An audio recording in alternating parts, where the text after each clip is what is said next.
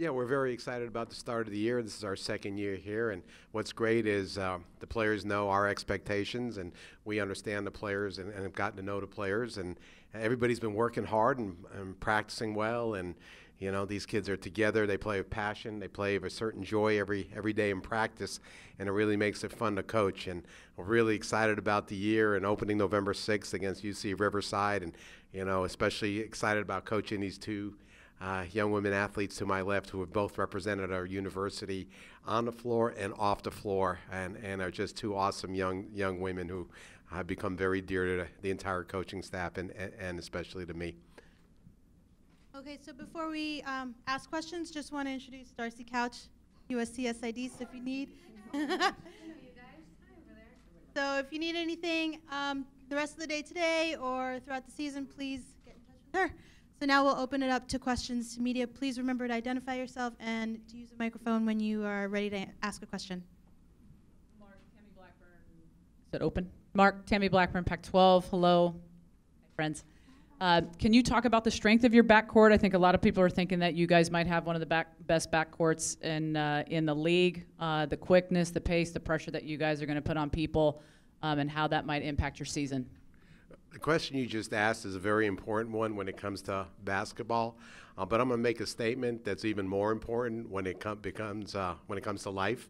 And the statement I'm going to make is everybody asks, like, why do you coach and what do you get out of coaching? And my response is Tammy Blackburn. I had the privilege of coaching her when she was in high school. Ever since she was in 4th grade, I actually watched her grow up, and I watched as she was growing, her spirit, her tenacity, you know, watching her get a scholarship to San Diego State, watching her start there for 4 years, calling her a close friend in life right now. And the thing that I got to tell you about Tammy right now, and we'll talk about my team too, but the thing I want to tell you about Tammy is, you know, she faced the battle of her life last year. And if anyone could get through it, it was her. And I just, you know, we talked every day, and just to know what she was going through and how she faced it with courage and that she never gave up. And it was such an inspiration to me, and I know to our kids and to people around the conference. And I just, you know, I know the fact that you all supported her so much really got her through that tough time. And it meant so much to her and everybody that was close to her. And so I just, again, want to thank you and thank you for all the great things that you've done, all the great things you've done for me ever since you were that little girl that walked in my gym in 4th grade and said, she came in and said, hey, I can play. And I said, wait, you're about that big. And she, I think, hit a 3 and walked out the gym like, let's see you top that. So thank you. And I'm so proud to see you in the position that you're in right now interviewing me, and your teammate from that team being the head coach at the University of Washington. It's funny how life works out, but hey, we're all together again. So thank you, Tammy, and keep fighting. We're all going to be with you. Now, as far as the backcourt, not since Amy McDaniel and Tammy Blackburn played together in high school have I seen a backcourt. I think we've got a great backcourt. You know, these two, the thing is their energy. They're going to pressure you. They're going to start, the defense is going to start on the top with them, and it's going to energize the rest of the team. They're both great defensive players. They both take pride in their defense. They both work on their defense every day in practice. And then they're both pretty good offensive players. And their leadership, they lead by example. Not, you know, they say, hey, they don't say work hard. They say, look at me, you work hard as me, or don't take the floor. And that's why I think they're great leaders. And that's what we've really emphasized. Lead by example. Lead by talking and motivating. But once the kids see you play, and that's why they're so important to the team. And off the floor, of course, two great, wonderful women who I'm very, very privileged to coach. And like you, someday will be very, very successful in life once they get away from basketball. Kevin Dan at pac-12.com.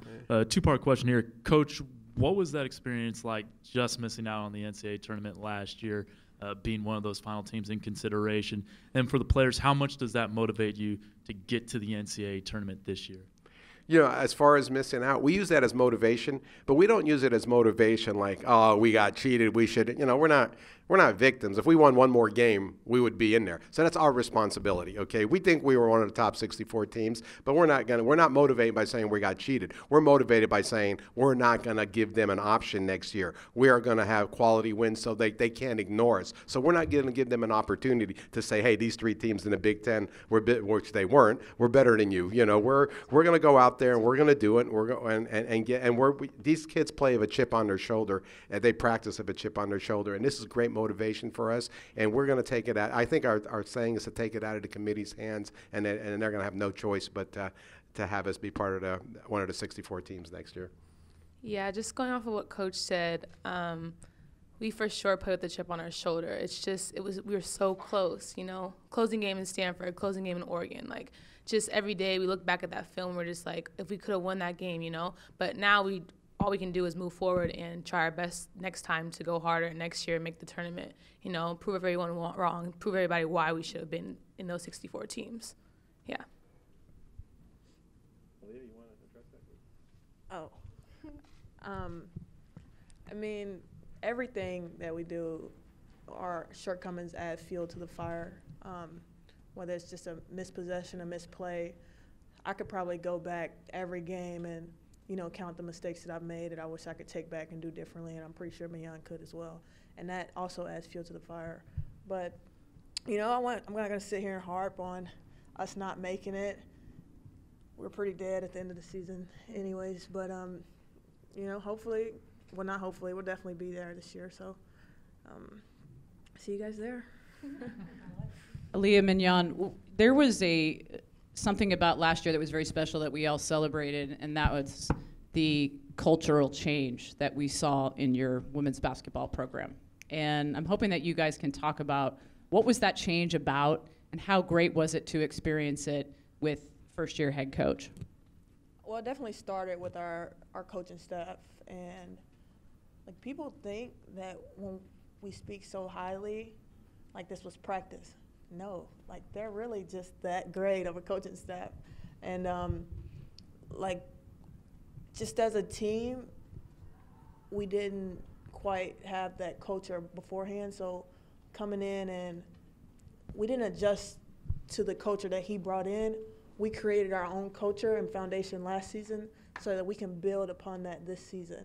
And it's all a process. And actually, in our training, they said don't be cliche and say it's all a process. But it is. It's all a process. And I feel like throughout this process, we've definitely grown as young women on and off the court. And I think significantly that's because of Coach Trakh and our coaching staff. They provide a great balance, whether it's, just him being handsome and or just our coaching staff providing, discipline and character or whatever it is. They come with it every practice, every game, every day, and I can't say that. I can say we definitely appreciate them a lot for that. Yeah, going off of what Aliyah said, Coach Trakh and his coaching staff came in here and really stressed culture. That was his number one concern, was to get culture, because once we get our culture down, it will go and carry on to the court. And our incoming freshmen have came in and adopted that culture that we've made, and our coaches have instilled in us every single day. And that's the best thing and greatest thing that we could have asked for, is for our coaching staff to come in here and care about us, care about our culture, care about our well-being off and on the court. And so, yeah, we've all adopted it, and it's showing on the court. We're being more and more successful every single year. Yeah. Mark, your second stint in this league at the same school, now that you've had 1 year under your belt, how has it changed from the time that you were there before? Well, I think going from the Pac-10 to the Pac-12, and the Pac-12 is much more competitive. I mean, you had good programs at Oregon State, my first stint, but now you got Final Four programs at Oregon and Oregon State. So that's a big difference, and you've got a lot of great programs right now in Cal, UCLA, Stanford. You don't get a night off, Arizona State. So it's a very deep conference. It's a great conference to coach in. They love playing in it. But I think the big difference is the depth of the conference and the quality of play and the quality of, it's one of the top conferences, if not the top women's basketball conference in the country. And I think that's the big difference from my first stint and my second stint here. Mark Bavasini from Pac-12 Networks. This is to your players. I love watching you guys play. I love the intensity, okay? That you come after people like maybe one of the most feared teams to play. Absolutely. Right, in the conference. But you're going to be missing a presence inside that you've had previously. Who's going to make up for that presence? And you can answer that first. Yes, Kristen Simon will for surely be missed. But we have a great post in Kayla Overbeck that transferred from Vanderbilt and will be available to play for us this season, got cleared by the NCAA and everything. So obviously her, and we had a couple injuries that now will be able to play in Asia Jones. Marguerite Effa has for sure stepped up to the plate. Our Jillian Archer, our freshman, will come in and bring a big presence in the inside. So yeah, we're really excited about them. I think that they will help us for the loss of Kristen Simon. Just to piggyback off of what she said, just collectively as a whole, we didn't have the depth last year, and now we do. So, we're not going to single-handedly put the pressure on one person to pick up the slack that we miss in Kristen. But we're all really, this is D1 basketball. We're all really good players. We just have to step up and showcase your talent, and that's about it. Okay, and Mark, you had a very good, I thought a good year. I know you guys were disappointed not getting the tournament, but part of that was you just talked about depth and some injuries toward the end. How many people do you expect to really play with your rotation? At beginning of the year, 10, and then the roster, the substitution pattern, as you know, having coached successfully for so many years, it shrinks as you get closer. So 10 to begin with, but I don't want to go any lower than 8. We're not playing 8 people equally, but you got to go to 8 just to keep everybody fresh. I think after that, the Pac-12 tournament last year, we had 5 kids that played from 34 to 39 minutes a game, and we were shot, and we don't want to do that again. They played, and the thing is, they played hard. They played hard all the time, and we don't want to be in that position again. We got to keep the kids fresh, and we got to peak at the right time. You can't do that if you're playing 5 kids all year. It's funny how, just as players, we're like, oh man, come on, coach, put me in a game, put me. I'm like, Coach, please, I need a break. Please take me out. So it's kind of cool just seeing, now that we have depth, we get some time to breathe. I don't know how I'm going to feel. I'm probably going to be super happy, and my body's going to be super happy to, have that time to rest. But it was cool playing 38, especially from going and playing 20. So 38 minutes were cool. We were in a Pac-12 game last year, and we were down by 6, and I think there was 3 minutes to go. And so we didn't press because we don't have any depth. So I called for a press. I said, 22, and she looks at me and she goes, no. And I said, yes, we're pressing. She goes, no, we're not. And I said, you better do what I say. We're pressing. And she and then she said, some cuss words and got to her spot. And then we stole the ball 3 times and wind up winning the game by 1. So she goes, I guess that was the right call after all. Yeah, clearly he's a genius. So. No, not quite. Minyon, Ann from Pac-12 Networks, excited to hear how excited you are about playing with your sister. For sure. And when that decision was made for her to come and join you, knowing that it was going to take a little bit of time to get that transfer, paid. Help us understand how that's going and what it means to you and your family, et cetera, et cetera. It's been awesome. Mariah and I have always had a dream to be more sisters, be on the biggest platform, be the more sisters. And in high school, we had the opportunity. We had 2 years at Salesian High School in Richmond, but I tore both my ACLs back to back, and so that obviously hindered my ability to be able to play with her for the 2 years. So the world worked out in mysterious ways. She transferred here last year, sat out, was able to keen in on her academics to be able to get just be able to graduate with her undergraduate.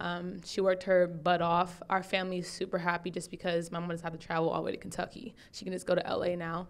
And just as a family, she brings a level of energy, a level of leadership. She's obviously been on the top level, Sweet 16 with Louisville, so she has that experience. And I think that we really need experience on this team because we are young now. So yeah, we're super excited. She's obviously a 3-point threat, offensive threat. She does great on defense, so I'm excited, and we obviously have history together. We grew up playing the backyard together. So we know each other's capabilities. We know what our tendencies are. So I should be really excited. Watch out for us. Did you convince her? Did you convince her to? How the heck did this happen? It's funny because actually, her junior year of high school, she went to USC on her unofficial visit, and I tagged along because we had a tournament out in LA. And so USC was actually her top 4, I think, coming out of high school. And she decided, obviously, to go to Louisville instead. But I was like, oh, my God, I love USC. And so growing up in my recruiting process, I was like, USC because of her and her unofficial visit. And so it just happened to be that Cal and USC were her top 2 when transferring. And, of course, she's going to go with her little sister. Coach Kevin Dana from Pac-12.com.